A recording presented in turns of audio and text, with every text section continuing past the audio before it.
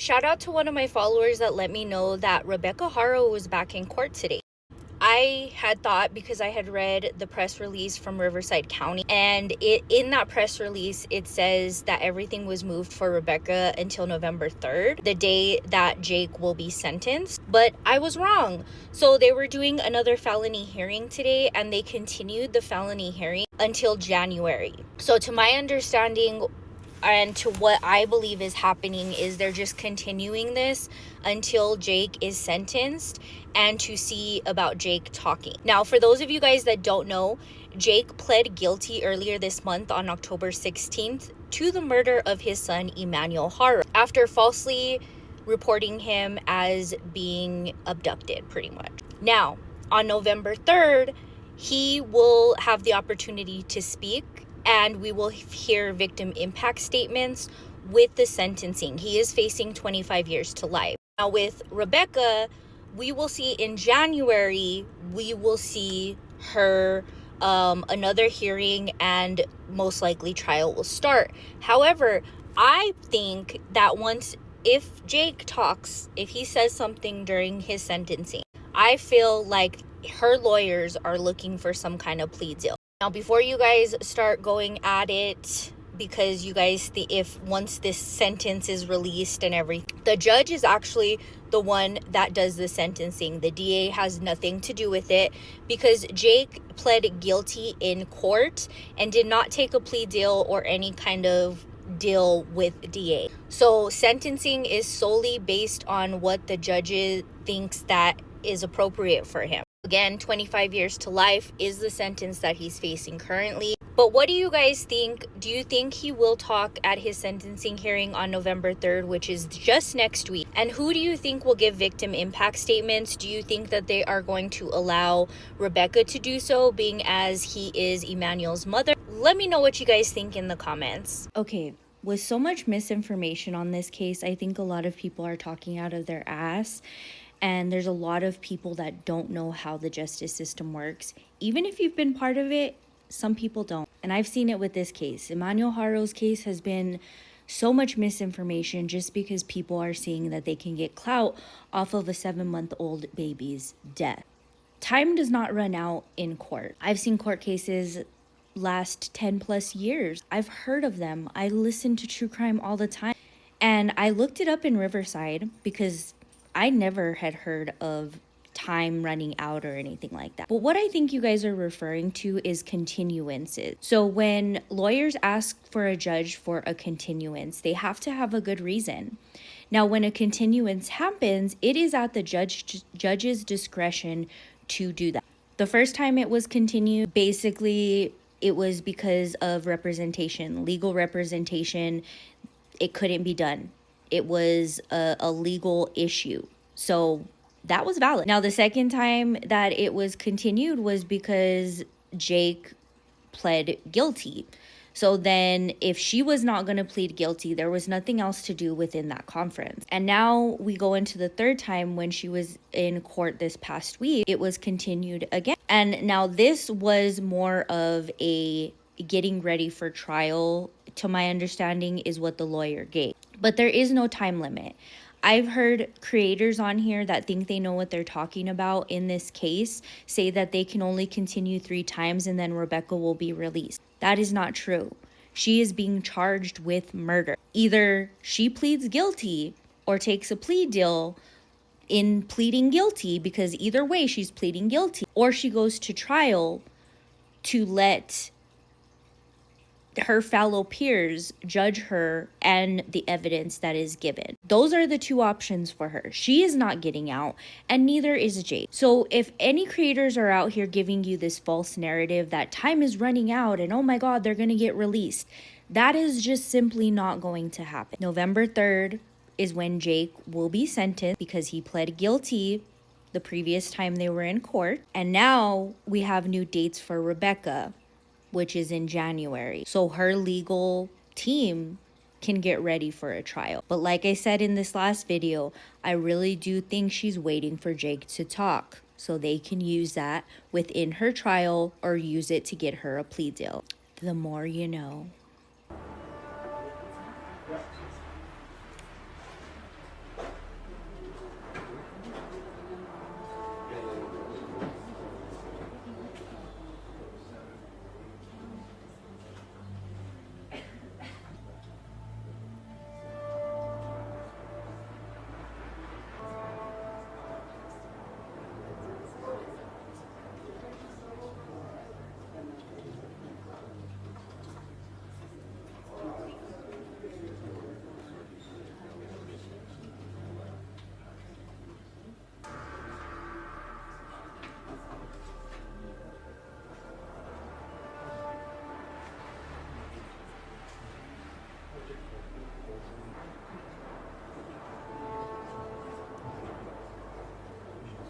Turn that off.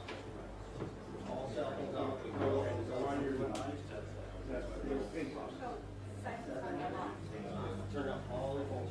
Turn up all the phones. All phones turned off. I think everybody already has one. All cell phones turned They off. come up, you start live streaming or anything, and then you go to the channel. All cell phones off. Now silent, all cell phones off.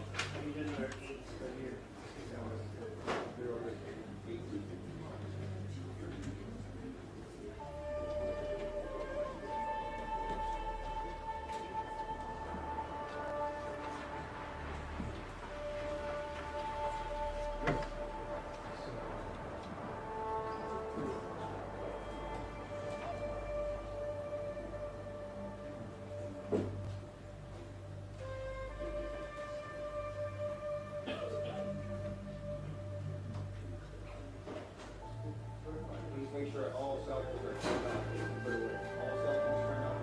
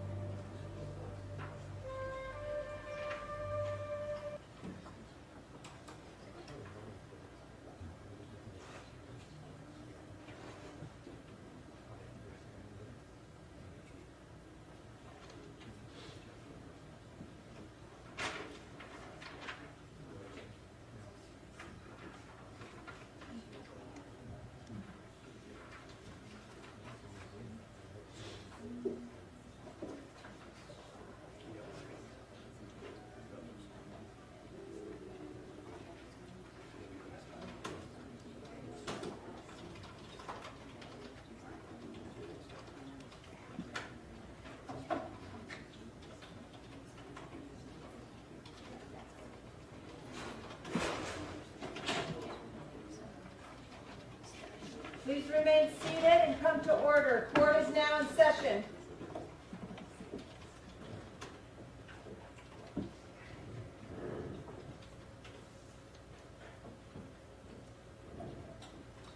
And before we go forward with the sentencing in the Jake Haro matter, again announcing to the public there are no use of cell phones, no recording except for the pool camera. There will be no comments about the case while the court is in session, no outbursts, and please follow the instructions given by our RSO deputies. With that, calling the matters of Jake Haro. Appearances, please.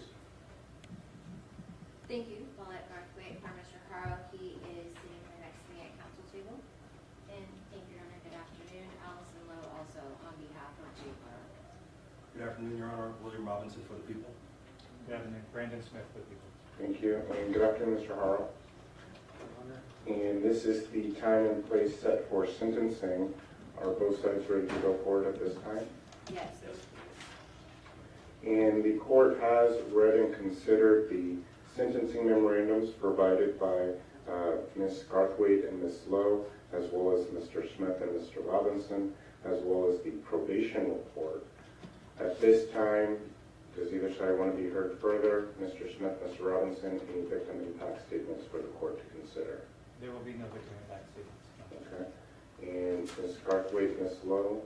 Your Honor, I just wanted to very briefly reiterate the defense objection to imposing court fees and fines. Mr. Haro is indigent. He's a public defender client. I believe that the court is going to sentence him to a lengthy sentence. And prior to his arrest, he was unable to work and was receiving disability. So we would object to the court imposing any court fees and fines. If the court is going to assess a restitution fine, it is based, or the defense requests that based on the indigency, that the court set it no higher than $300, which is the minimum. Okay. And Mr. Smith, Mr. Robinson, do you want to be heard in regards to that? Yes, I'd say that while I intend to submit in large part on the sentencing memorandum by filed with the court, I do want to reiterate that while I understand the court has some discretion in this matter regarding the sentence and the fines and fees, I want to emphasize the fact that this defendant deserves no leniency in any regards as to sentence or as to fines and fees. The court is well aware of how this case began with the defendants standing in front of law enforcement and the public and creating this public panic about a child being kidnapped, and the resources that were expended in order to investigate those lies of the defendant need to be addressed in this sentence as well. So I would ask that the court recognize that in deciding how much to assess the defendant in fines and fees, as well as in exercising its discretion regarding the appropriate sentence in this case. Thank you, Mr. Smith. Anything further before the court begins its sentence? No, Your Honor. I'm sorry. Yeah, so, I'm sorry, we've had, I guess, a change of opinion. So the Emmanuel Haro's grandmother has now asked to address the court about the sentence. Okay. And are you ready at this time? Ma'am.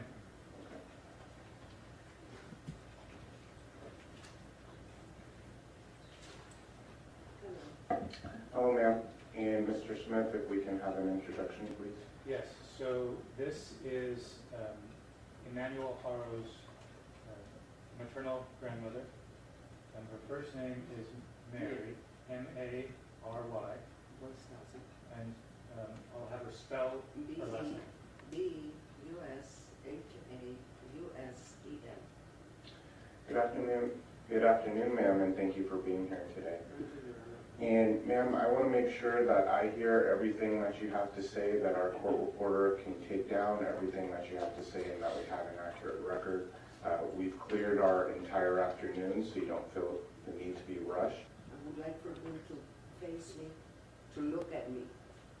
Okay.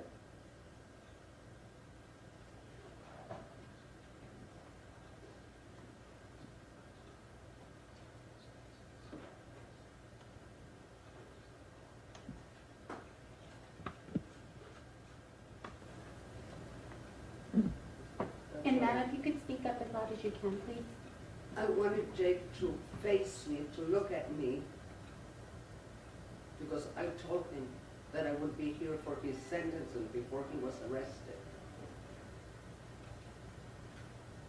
I talked to him about, as a friend, to tell me everything, because he didn't give me the opportunity to meet my grandson. He destroyed my whole family. He branded his children for life. He damaged her children, all his children for life. And in doing that, he destroyed my family, my children, everybody in my family. All my children are destroyed by this. He changed my daughter to where we don't know who she is. He never gave me a chance to see my grandchildren. He kept my daughter away. I don't know what he did or how he changed my daughter's life. But she was never that same person after she went to live with him. The only reason Rebecca came back, because in March I had a stroke. And my son got hold of her and told her I was in ICU. That's how I met Mackenzie, my 2-year-old granddaughter. I didn't even know she existed. Because I was not aware that she was pregnant with Mackenzie. I was not aware that she was pregnant with Emmanuel. I never met Emmanuel. You know, he deprived everybody. And it has hurt my children because the media has torn all of my children apart, okay? Because they say, Grandma knows, Grandma isn't on it, Grandma doesn't know nothing. If I had known what was going on, I would have taken take my daughter out of there forcefully, or I would have called the police. My sons would have come and got her, okay? Never did we ever knew anything. If I had known when I called social service when Rebecca moved in, I called social service to let them know that I didn't like him. That because my granddaughter Irene was afraid. She didn't want to be there. She called me, she says, Grandma, I don't want to be there. Okay, so I called social service. I asked social service to give me a report of what had happened, what they found out. Oh no, she's fine, the house is beautiful, they have food in the fridge, that's it. Had social service come and told me what he had done to promise his other children. Nothing of this would be here. We wouldn't be here. I wouldn't be here. My grandchildren, Emmanuel wouldn't be gone. Mackenzie wouldn't have been born.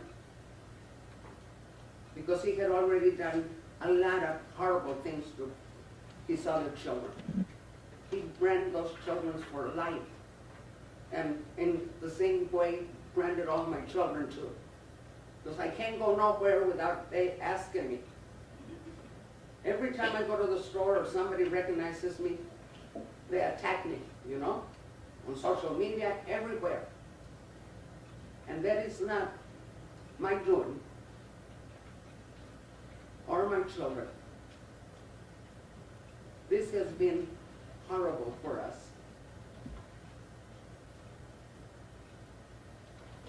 I was glad the day that got arrested because I fear for my daughter's life, I fear for everybody.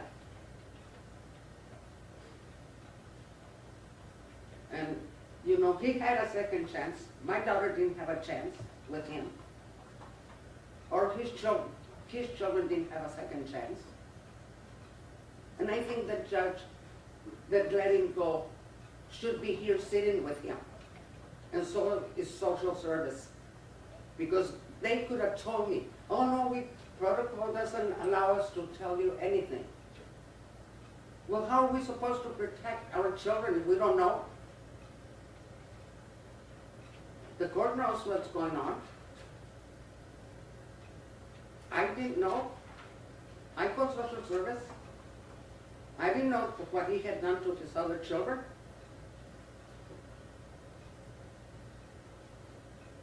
And here he sits, you know, like nothing. Somebody will give him another chance. And I don't want that. Because he didn't give his children a chance. He didn't give my daughter a chance to be happy to take care of her children, okay? My 20-year-old granddaughter, my 18-year-old granddaughter are a mess because of him. Mackenzie, it's totally changed, a little baby, a 2-year-old girl that has nothing, okay?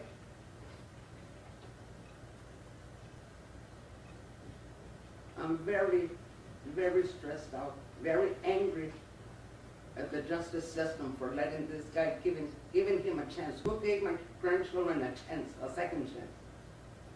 Did CPS check? Why didn't they tell me? Oh look, this is what that guy does.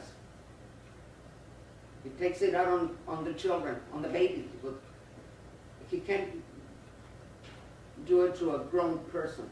He's not man enough to do it to a man, okay?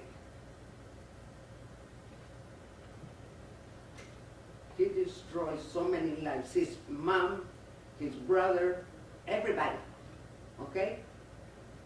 Nobody wants to be here. Nobody wanted to come and look at it. But I have to speak for my grandson and my grandchildren, and for my children too, because they're going through every hell in this world, okay?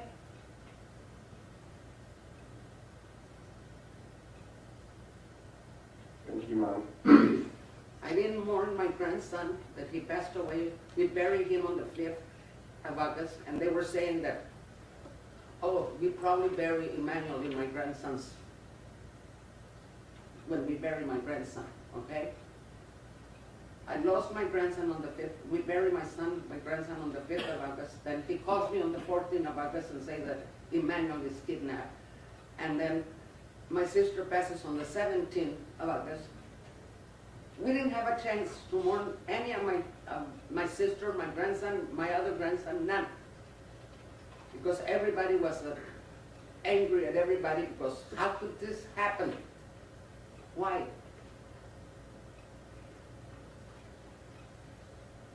I wish you could look at me and tell me why. He was never in my house. He knew I didn't like him. He knew I called social service, and that's why he kept my daughter away. He changed her so she couldn't have no contact with me or his brothers. Okay? Had I had not had a stroke, I would have never met McKinsey or, probably heard it on the news about Emmanuel. Okay? So don't blame my children. The media has blamed my children, everybody. The TikTokers, everybody. Grandma Mary knows. I don't know nothing, okay? And I stand here with you, asking you to give him the maximum. Because I don't want him to give him another chance. He didn't give nobody a chance. He had many chances. He had a chance, the judge gave him a second chance. The probation gave him another chance. The CPS, oh well, no, he's fine. He's got food in the fridge and the house is clean. That doesn't cut it, okay? And that's not fair to the children to let somebody out like that.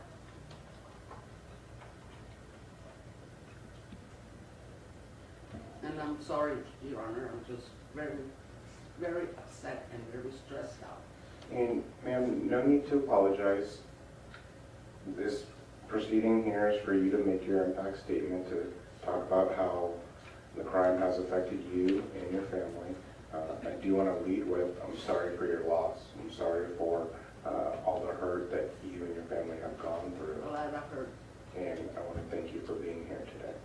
I'm here because I'm the only one that wanted to be here because my children don't trust themselves to come in and talk because they're so upset, so angry at this system, what they did. How could they give him a second chance when you see the pictures of the little girl? How? That's beyond me. You get two drunk driving tickets and you go to jail or you pay a goddamn fine. And he, a slap on the hand, go and do community work. Okay?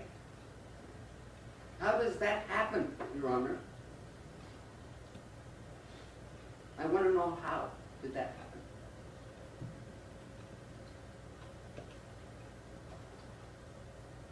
Anything else, ma'am? No. Thank you, Your Honor. Thank you. Mr. Smith, Mr. Robinson, any other impact statements on behalf of the people? No, thank you. Ms. Garthwaite, Ms. Lowe, no impact statements on behalf of the defense? No, thank you, Your Honor. And submitting on your motion? Yes. Submitting on your motion? Yes. So the court is now going to pronounce judgment at this time.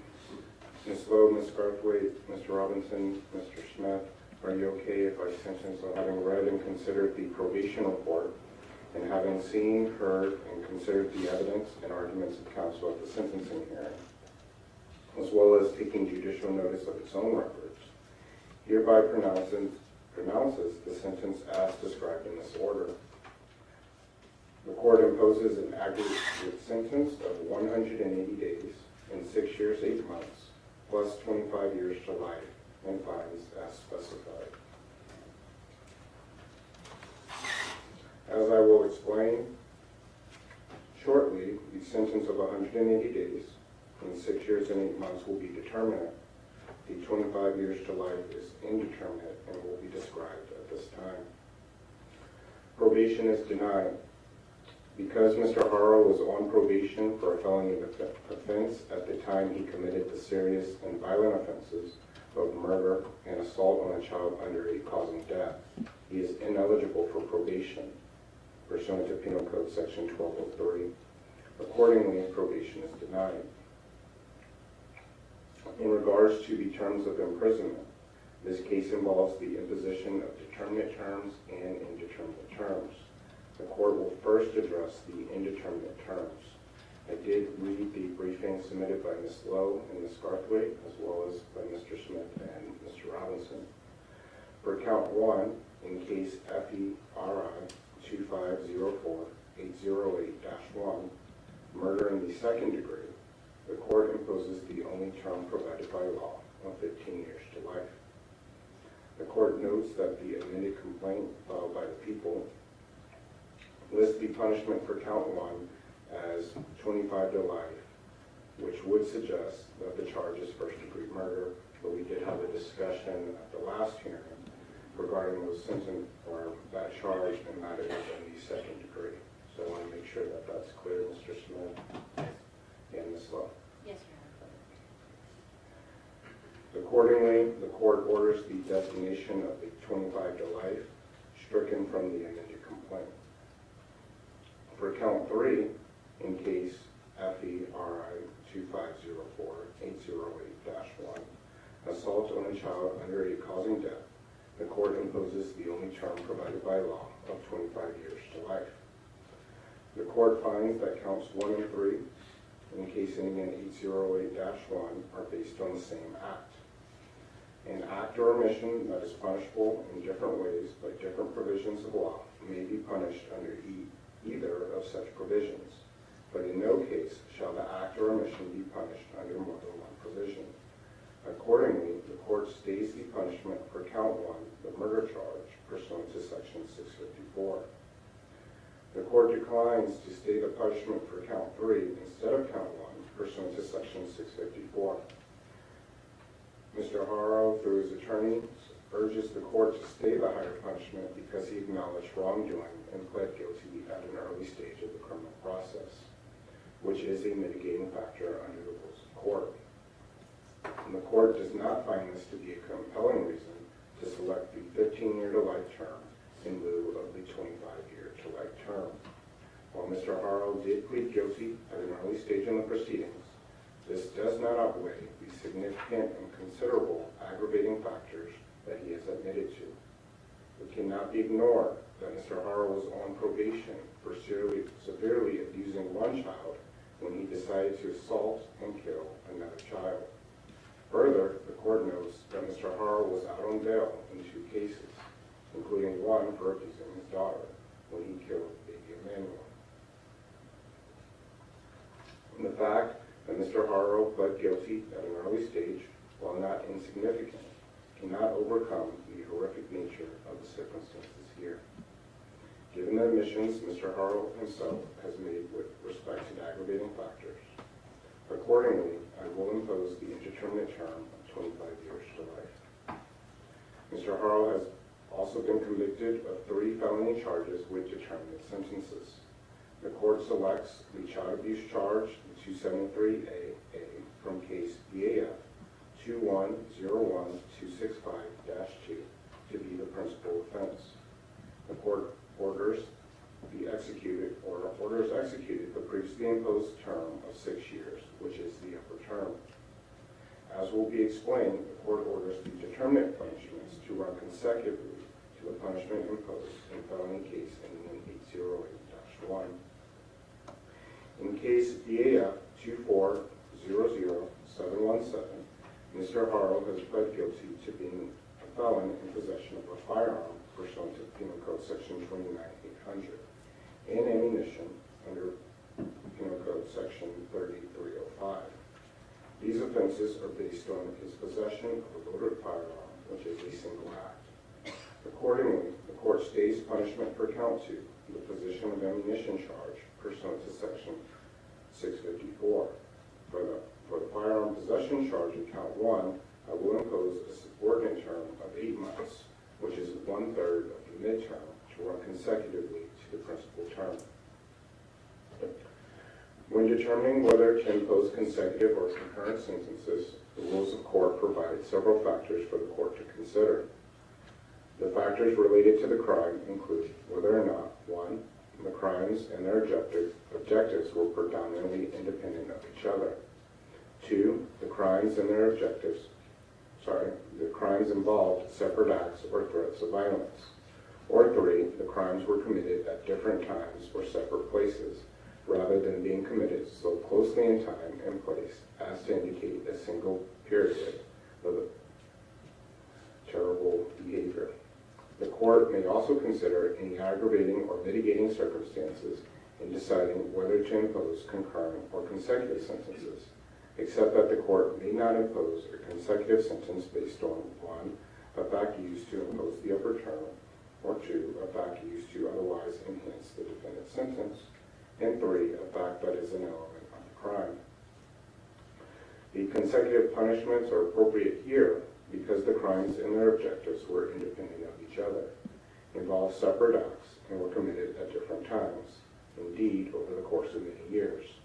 Accordingly, the court imposes all felony punishments to run consecutively to each other. Mr. Haro has also pled guilty to a misdemeanor offense of filing a false police report in count 2 in felony case ending 808.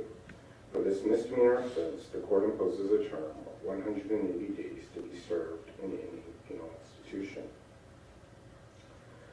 Having imposed the terms as explained, the court hereby imposes an aggregate term of 180 days and 6 years, 8 months, plus 25 years to life in state prison.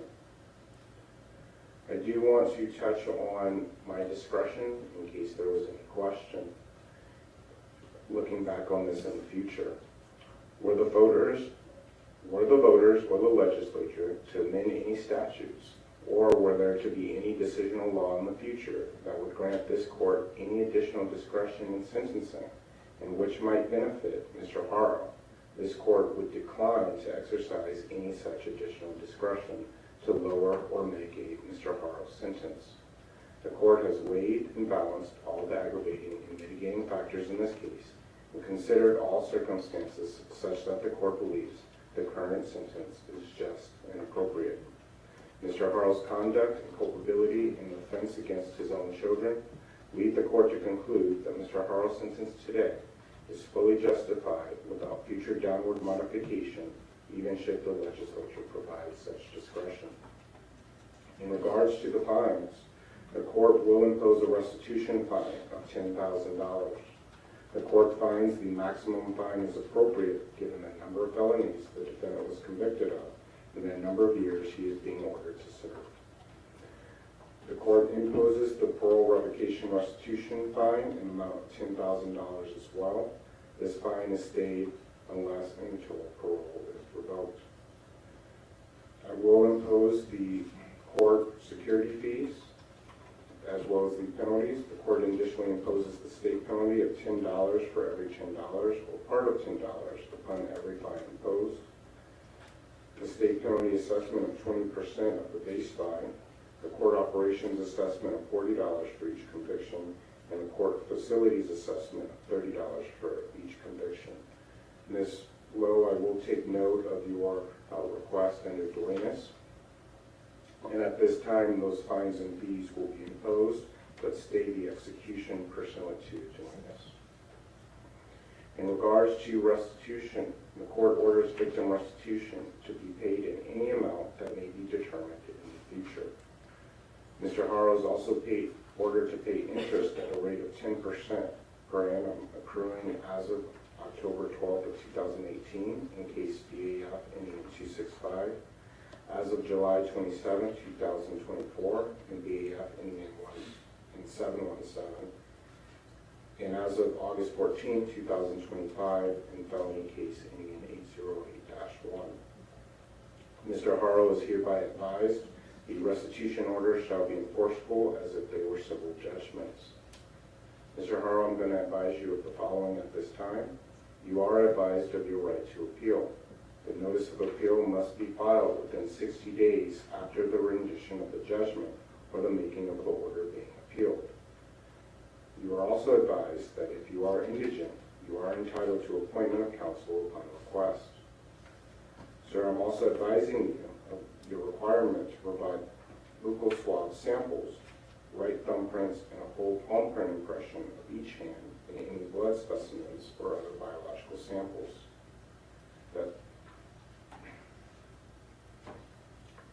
Sir, also advising you that as a result of these convictions, you are prohibited from owning, purchasing, receiving, possessing, or having under your custody or control any firearms, ammunition, or body armor. You are also ordered to relinquish any firearms. Sir, I'm advising you, and I went over this at your plea, that if you are not a citizen of the United States, these convictions will have the consequence of deportation, exclusion from admission to the United States, and denial of naturalization pursuant to federal law.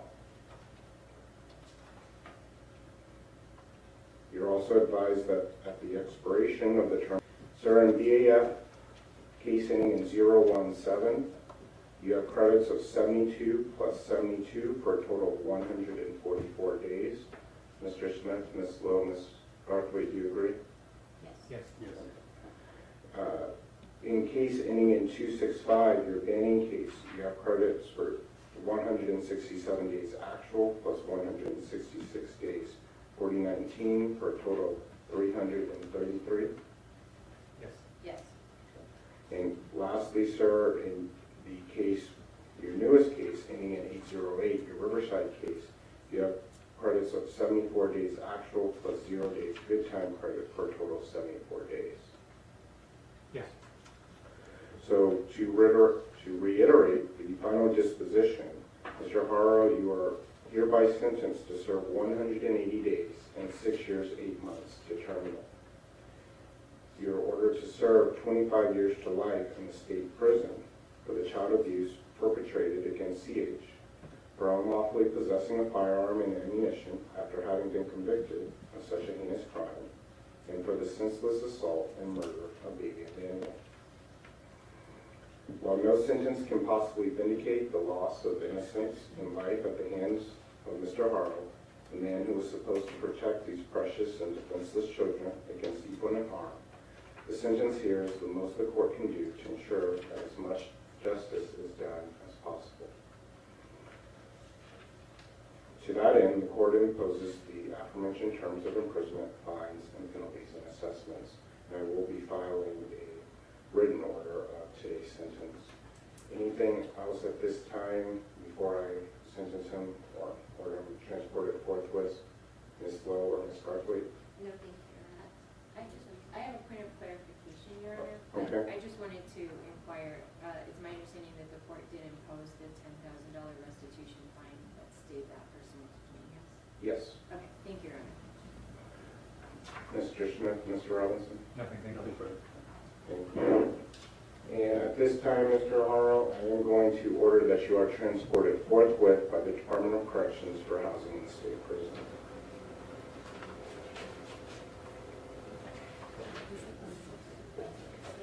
And Ms. Lowe, Ms. Garthwaite, before you leave, there was an issue that we had kicked over to today's date in regards to the violation of probation and the subpoenaed documents. Mr. Robinson, Mr. Smith, Ms. Lowe, Ms. Garthwaite, how would you like to proceed with those documents? It's my request that that be put over to the January 21st FSC date. I did tell defense counsel for Mr. Haro that I would notify them. I'd like to address who has standing to object to those on that particular day.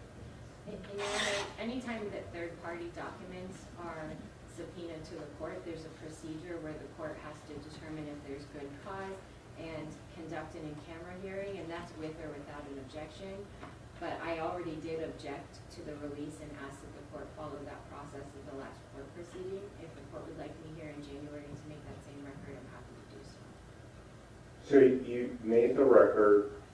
It was my understanding that there might be a request that those documents were not needed. So we'll continue the matter to January 21st. I'll note your objection. In between now and then, I'll review the documents for materiality. Mr. Smith, if you can let me know if you plan to continue to use those documents. If you're not going to use the documents, then I will not review them and we'll keep them downstairs. But if they are going to be released, I will review them for materiality. Based on my limited understanding of what's in those documents, I do believe it's possible. I would like to use them, so I asked the court to review them. Okay, so I'll review them by the next court date, and then Ms. Lowe and Mr. Smith will have further conversations, and we'll figure out, Ms. Lowe, if it's necessary for you to appear on that January 21st date, as well as you, Ms. Garthwaite. Anything else? Yes, Your Honor, Mr. Haro has some paperwork to take back with him. And so we want to make sure, I don't think that we ever made an order that he could have paperwork transported back and forth. I'll make an order that he be allowed to transport his legal paperwork to and from court. Thank you. Thank you. Okay, court's in recess now, can I have her step outside, please? Camera. Okay guys, so Jake Haro was sentenced today for the murder of his 7-month-old son, Emmanuel Haro. I watched the whole proceeding and I was gutted when they said that there was not going to be any victim impact statements. And then next to hear that Mary, the grandmother that so many people accused, knew what was going on with this situation. May I add, the reason that those accusations came out was because of Ahmed, OTT, FYI. I'm really glad that she spoke up because it shows you that there was not only one victim in this case. There was a family of victims that never even got to meet Emmanuel Haro. Now, to me, the only thing I didn't agree with Mary was she was still protecting her daughter and saying that this wasn't her and, you know, making excuses in my opinion. But I'm glad that she got up and talked because without that statement, I feel like this just would have been totally opposite of what it actually was. So Jake Haro was sentenced to a total of 31 years.